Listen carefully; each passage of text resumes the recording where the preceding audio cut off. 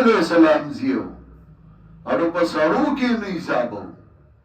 د داغه نه غټ سړی دی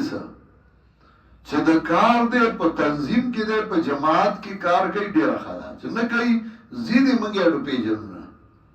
کله مولوي صاحب بل ځي رامخکې به کو کني د کار سړی رامخکې کني نه دي که نه او مولوي صاحب تر خپل ټیمه ښه کار وکړه والله دې ورله جنتونه ورکړي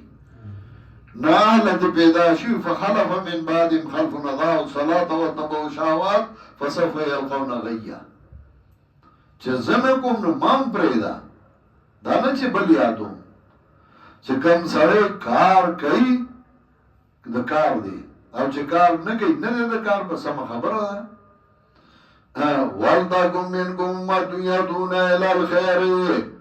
ویأمرون بالمعروف وینهون عن المنکر پوهې کا کینو ورته ووایه هلکه ګورې ته خرابېږي ستا خپل څه حیثیت نشته ته به خپل جوړې حیثیت د پلار حیثیت دې شته د هغې د وجې به خلک ستا احترام کوي خو ته به خپل هم څه جوړې نو چې خپل جوړ کې نو جوړ به شي او که ته تش هغه وایې چې زما پلار مړ شه او زه د هغه په ځای یمه بس چې څنګه مې د پلار حیثیت وه به زما نه داسې نه ده ته به خپل جوړې نو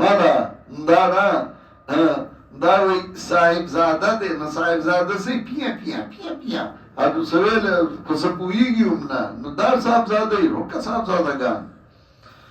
وَلْتَكُنْ مِنْكُمْ أُمَّةٌ يَدْعُونَ إِلَى الْخَيْرِ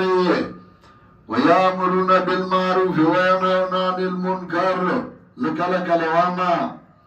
أَيَا عُلَمَاءَ الدِّينِ مَا لِي أُرَاكُمْ تَلَاذَيْتُمْ عَنْ مُنْكَرَاتِ الْأَوَامِرِ وَعُلَمَاءُ ولهم درد منکر نستر کی پٹھے کری عمل امر بالمعروف والنهي فرضكم فارستم ان ذاك اراد حاجری امر بالمعروف والنهي عن المنکر ستاسو فرض نو ستاسو باپر خودل اما اخذ الميثاق ربي عليكم بأن تنصحوا بالحق اهل المناكر اما اخذ الميثاق ربي عليكم بأن تنصحوا بالحق اهل المناكر تاسو نه الله وعده نو واغسته چې تاسو به رد منکراتو کوی ولې مراد منکر پرې خدا حدیث کې راځي لتامرن بالمعروف ولتنهون عن المنکر او ليشكن يهمهم الله بعقاب منه كما قال امر بالمعروف ونهي عن المنکر بکوی یا با الله عام عذاب راولیږي چې امر او حدیث کې راځي چې مروا بالمعروف ونهوا عن المنکر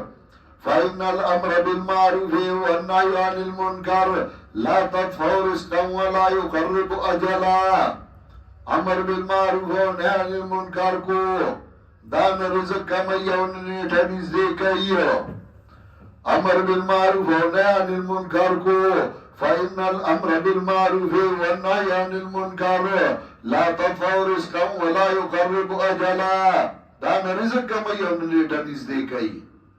د خدای دین بیان کا بنرتوب باندې وقد جربنا ذلك مرارا